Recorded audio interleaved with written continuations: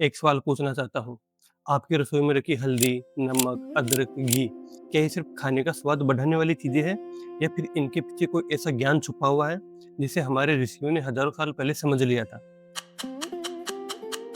सोचिए, आज जब विज्ञान किसी पदार्थ के गुणों को जानने के लिए प्रयोगशालाओं का सहारा लेता है, तब लगभग 2000 वर्ष पहले चरक संहिता ने भोजन और औषधियों को एक व्यवस्थित तरीके से वर्गीकृत किया था।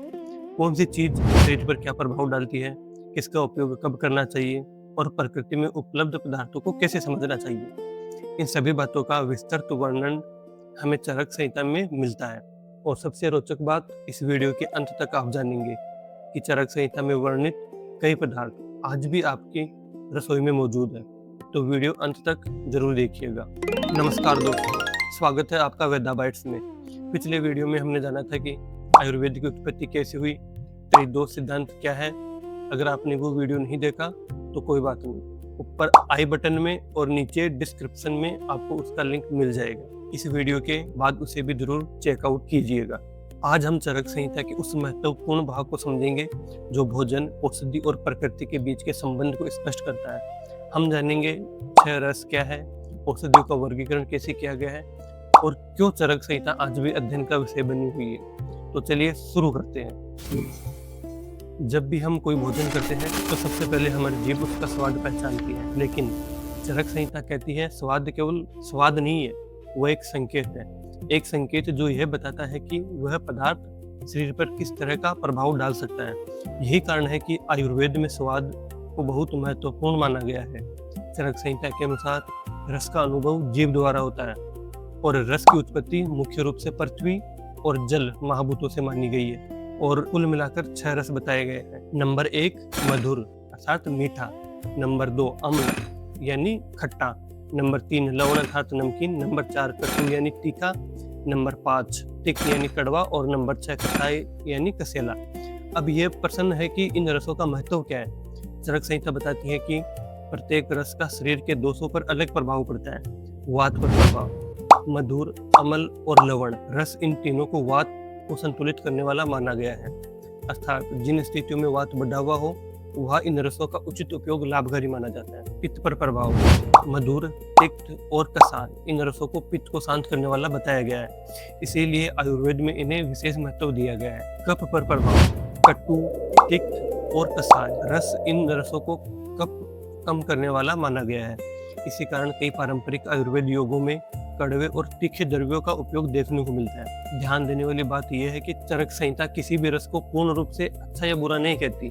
आयुर्वेद का सिद्धांत है सही पदार्थ सही मात्रा में सही समय पर। यही संतुलन स्वास्थ्य का आधार माना गया है। आज हम अक्सर सुनते हैं कि किसी चीज का अधिक सेवन नुकसानदायक हो सकता है। चरक संहिता भी संतुलन पर जोर देती है, अर्थात समस्या किसी एक रस में नहीं बल्कि उसके अत्यधिक या अनुचित उपयोग में हो सकती है। यही विचार आयुर्वेद को केवल उपचार पद्धति नहीं बल्कि जीवन शैली का विज्ञान बनाता है। अब मैं आपसे एक सवाल पूछना चाहता हूँ कि खट्टा, मीठा, नमकीन, तीखा, कसेला, कड़वा, इनमें से आपका सबसे पसंदीदा रस कौन सा है? कमेंट में जरूर लिखिए। अब तक हमने जाना कि स्वाद यानी रस शरीर को कैसे प्रभावित करते हैं, लेकिन एक और बड़ा प्रश्न है, आखिर आयुर्वेद में दवाइयाँ आती कहाँ से थी? क्या सारी औषधियाँ केवल पेड़ पौधों से बनती थी या फिर कुछ और भी था? चरक संहिता का उत्तर बेहद रोचक है। संहिता कहती है कि इस संसार का प्रत्येक द्रव्य मुख्य रूप से 3 वर्गों में रखा जा सकता है। नंबर 1 जांगम, जांगम अर्थात वे पदार्थ जो जीव जंतुओं से प्राप्त होते हैं। उदाहरण के लिए दूध, घी, शहद और अन्य पशुजन्य पदार्थ। चरक संहिता में इनका भी औषधीय उपयोग बताया गया है, यानी आयुर्वेद केवल जड़ी बूटियों तक सीमित नहीं है। नंबर 2 औद्भिद, औद्भिद अर्थात वे पदार्थ जो वनस्पतियों से प्राप्त होते हैं, जैसे जड़ें, फल, फूल, पत्तियां, बीज और पेड़ों की छाल, ये सभी इसी वर्ग में आते हैं। आज जब लोग आयुर्वेद का नाम सुनते हैं तो सबसे पहले इसी वर्ग की कल्पना करते हैं, लेकिन जैसा कि हम देख रहे हैं आयुर्वेद का दायरा इससे कहीं बड़ा है। नंबर 3 पार्थिव, पार्थिव अर्थात पृथ्वी से प्राप्त पदार्थ, जैसे नमक, मिट्टी, खनिज, सोना, चांदी आदि। चरक संहिता में इन पदार्थों के गुणों और उपयोगों का भी उल्लेख मिलता है। इसका अर्थ यह हुआ कि आयुर्वेद प्रकृति को एक संपूर्ण औषधालय की तरह देखता है। पशु जगत, वनस्पति जगत, और पृथ्वी तीनों को स्वास्थ्य से जोड़कर समझा गया था। जरा सोचिए, आज भी हमारी अधिकांश दवाइयाँ प्रत्यक्ष या अप्रत्यक्ष रूप से प्रकृति से ही प्रेरित होती है। चरक संहिता का दृष्टिकोण भी यही था, प्रकृति को समझो, उसके गुणों को पहचानो और फिर उनका उचित उपयोग करो। अब बात करते हैं पौधों की, क्योंकि आयुर्वेद में सबसे अधिक उपयोग वनस्पतियों का ही किया जाता था। लेकिन क्या आपने कभी सोचा है कि प्राचीन वैद्य पौधों को कैसे पहचानते थे? चरक संहिता ने इसके लिए भी वर्गीकरण दिया है। नंबर 1, वनस्पति। ऐसे वृक्ष जिनमें फल तो लगते हैं लेकिन फूल स्पष्ट दिखाई नहीं देते। प्राचीन वर्गीकरण में इन्हें वनस्पति कहा गया। नंबर 2, वानस्पति। ऐसे वृक्ष जिनमें फूल और फल दोनों स्पष्ट रूप से दिखाई देते हैं, इन्हें वानस्पति कहा गया। नंबर 3, औषधि। वे पौधे जो फल पकने के बाद सूख जाते हैं, जैसे कई प्रकार के अनाज और मौसमी फसलें। इनका जीवन चक्र अपेक्षाकृत छोटा होता है। नंबर 4 है विरुद्ध। वे पौधे जो फैलते हुए बढ़ते हैं, जैसे कि लताएं और बेलें, इन्हें विरुद्ध कहा गया। ध्यान दीजिए, यह वर्गीकरण आधुनिक वनस्पति विज्ञान जैसा नहीं है, लेकिन यह दिखाता है कि प्राचीन आचार्य पौधों का बहुत बारीकी से निरीक्षण करते थे। यह निरीक्षण आगे चलकर औषधि विज्ञान का आधार बना। अब हम पहुंचते हैं इस अध्याय के सबसे रोचक भाग पर। चरक संहिता केवल यह नहीं बताती कि कोई पौधा औषधि है, वह यह भी बताती है कि उस पौधे का कौन सा भाग सबसे अधिक उपयोगी माना गया है। और यही से शुरू होता है मूल प्रधान और फूल प्रधान औषधियों का वर्गीकरण। मूल प्रधान अर्थात वे औषधि जिनमें प्रमुख गुण उनकी जड़ में माने गए हैं। चरक संहिता में ऐसी 16 औषधियों का वर्णन मिलता है। इनमें से कुछ प्रमुख नाम है, जैसे कि मुलट्ठी, बच, नागदंती, इंद्रायण आदि। प्राचीन वैद्य मानते थे कि इन पौधों की जड़ों में विशेष औषधीय गुण निहित होते हैं, इसीलिए उपचार में मुख्य रूप से जड़ का उपयोग किया जाता था। दूसरी ओर है फल प्रधान औषधियाँ, अर्थात वे जिनमें प्रमुख गुण फल में माने गए हैं। ऐसी 19 औषधियों का वर्णन किया गया है। इनमें हरड़, वाइवेडिंग और अन्य कई प्रसिद्ध औषधियाँ शामिल है। इन पौधों में उपचार के लिए फल को अधिक महत्व दिया जाता था। जरा सोचिए, एक ही पौधे में जड़ भी है, तना भी है, पत्तियां भी है और फल भी है, लेकिन आयुर्वेद यह समझने का प्रयास करता है कि सबसे अधिक उपयोगी भाग कौन सा है। यही कारण है कि चरक संहिता केवल औषधियों की सूची नहीं देती, बल्कि उनके उपयोग की दिशा भी बताती है। अब मैं आपसे जानना चाहता हूँ कि मुलट्ठी, हरड़, वाइवेडिंग, इनमें से किसका नाम आपने पहले सुना है? कमेंट में उसका नाम लिखिए, क्योंकि आगे हम बात करने वाले हैं उन 4 पदार्थ की जिन्हें चरक संहिता में इतना महत्वपूर्ण माना गया है कि उन्हें महास्नेह कहा गया है। और उनमें से एक चीज लगभग हर भारतीय रसोई में मौजूद है। अब तक हमने रसों को समझा, द्रव्यों के प्रकारों को जाना और औषधियों के वर्गीकरण के बारे में भी जाना, लेकिन अब हम उस विषय पर पहुंचते हैं जिसका संबंध सीधे हमारे दैनिक जीवन से है। हो सकता है इनमें से कुछ चीज इस समय आपकी रसोई में मौजूद हो। चरक संहिता इन्हें महास्नेह कहती है, अर्थात ऐसे 4 प्रमुख चिकनाई वाले पदार्थ जिन्हें विशेष महत्व दिया गया है। नंबर 1, घृत यानी कि घी। आयुर्वेद में इसे अत्यंत महत्वपूर्ण माना गया है।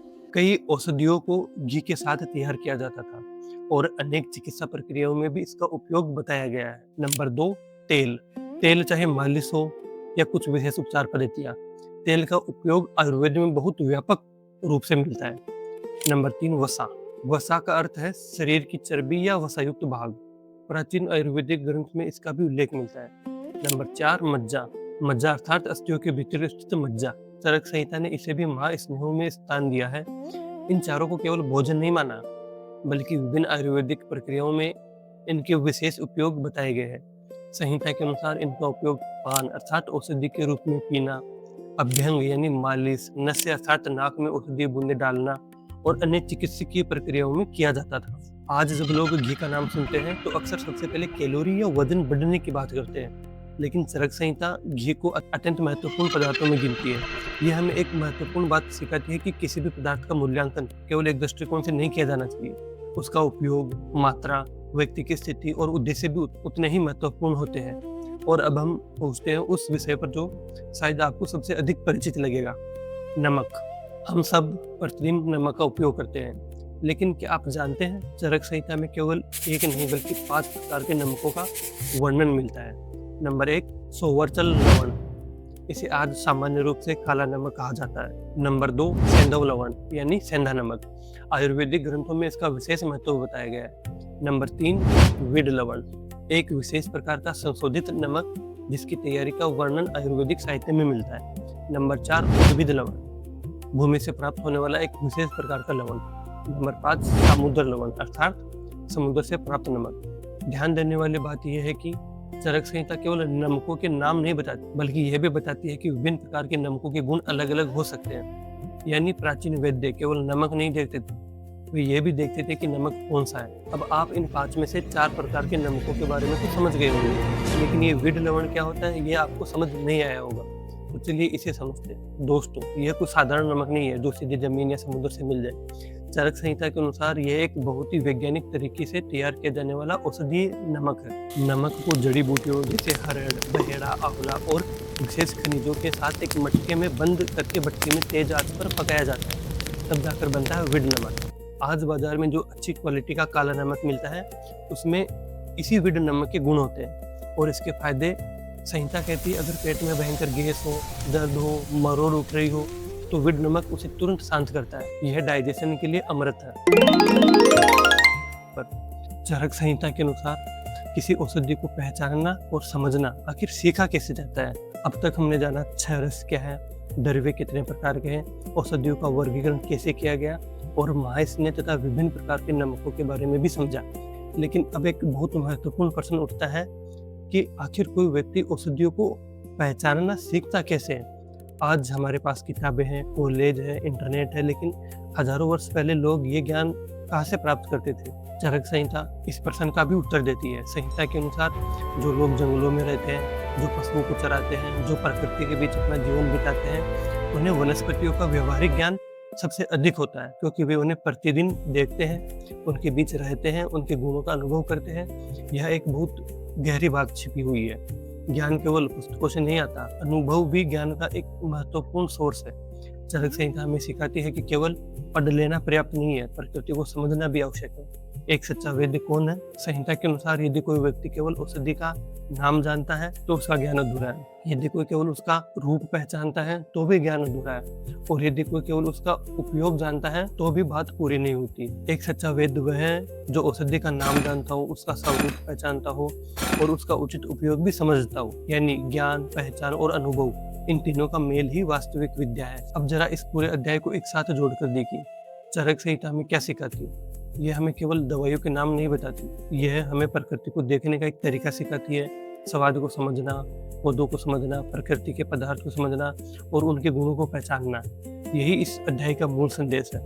और शायद यही कारण है कि हजारों वर्ष बीत जाने के बाद भी चरक संहिता चर्चा का विषय बनी हुई है। और अब वह बात जिसका जिक्र मैंने वीडियो के शुरुआत में किया, आपकी रसोई में रखी कई साधारण चीजें आयुर्वेद की दृष्टि से केवल भोजन नहीं है, वे ऐसे पदार्थ हैं जिनका वर्णन चरक संहिता जैसे प्राचीन ग्रंथों में मिलता है। घी, सेंधा नमक, विभिन्न रसों वाले खाद्य पदार्थ, ये सभी हमें उस ज्ञान परंपरा की याद दिलाते हैं जो प्रकृति को बहुत गहराई से समझने का प्रयास करती थी। इसीलिए जब अगली बार आप अपनी रसोई में जाए तो केवल भोजन मत देखिए, उस ज्ञान को याद कीजिए जिसे समझने और समझने का प्रयास हमारे आचार्यों ने सदियों पहले किया था। तो आज हमने जाना 6 रसों का महत्व, द्रव्यों के 3 प्रकार, पौधों का वर्गीकरण, मूल प्रदान और फल प्रदान औषधियाँ, 4 महास्नेह, 5 प्रकार के नमक और औषधियों को पहचानने की आयुर्वेदिक दृष्टि। अगर आपको ये वीडियो उपयोगी लगी हो तो वीडियो को लाइक करें, और अगर आप चरक संहिता को अध्याय दर अध्याय सरल हिंदी में समझना चाहते हैं तो वेदा बाइट्स को सब्सक्राइब करना ना भूलें। और अगले भाग में हम चर्चा करेंगे चरक संहिता में वर्णित विभिन्न प्रकार के दुग्ध और मूत्र के औषधीय संदर्भों की। यह वैसे सुनने में असामान्य लग सकता है, लेकिन इसके पीछे की आयुर्वेदिक सोच को समझना बहुत रोचक है। तो आपसे मिलूंगा अगली वीडियो में, तब तक के लिए नमस्कार।